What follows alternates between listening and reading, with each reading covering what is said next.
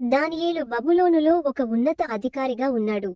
మాదీయుడైన రాజగు దర్యావేషు అతన్ని తన రాజ్యంపై 3 ముఖ్య ప్రధానులలో ఒకనిగా నియమించాడు.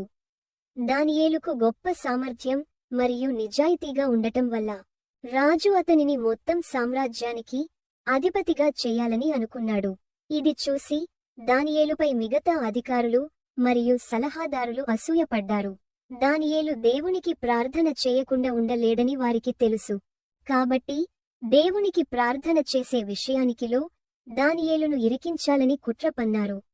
వారు రాజును మోసం చేసి ఒక కొత్త చట్టాన్ని రూపొందించేలా ఒప్పించారు.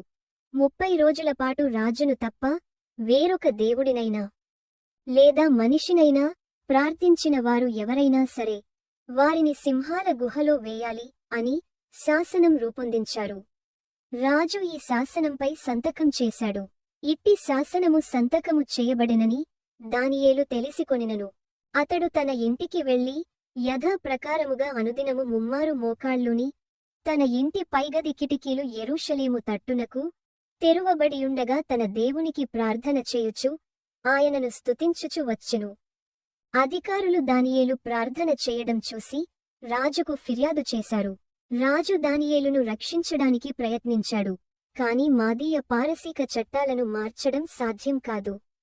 చేసేదేమీ లేక రాజు దానియేలును సింహాల గుహలో వేయమని ఆజ్ఞాపించాడు. రాజు ఆ రాత్రి నిద్రపోకుండా దానియేలు కోసం ఉపవాసం ఉండి ప్రార్థించాడు. మరుసటి రోజు ఉదయాన్నే రాజు సింహాల గుహ దగ్గరకు వెళ్లి దానియేలును పిలిచాడు. దానియేలు బ్రతికే ఉన్నాడు.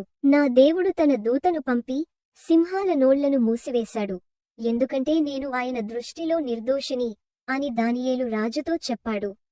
దానియేలు క్షేమంగా ఉన్నందుకు రాజు సంతోషించాడు. దానియేలుపై కుట్ర పన్నిన వారందరినీ వారి కుటుంబాలతో సహా సింహాల గుహలో వేయించాడు. వెంటనే సింహాలు వారిని చీల్చివేశాయి. ఆ తరువాత రాజగు దర్యావేషు తన రాజ్యమంతటా దానియేలు దేవుని శక్తిని, గొప్పతనాన్ని ప్రకటించాడు. ఈ సారాంశం దేవునిపై ఉన్న నమ్మకం, ధైర్యం మరియు విశ్వాసపాత్రత యొక్క ప్రాముఖ్యతను బోధిస్తుంది.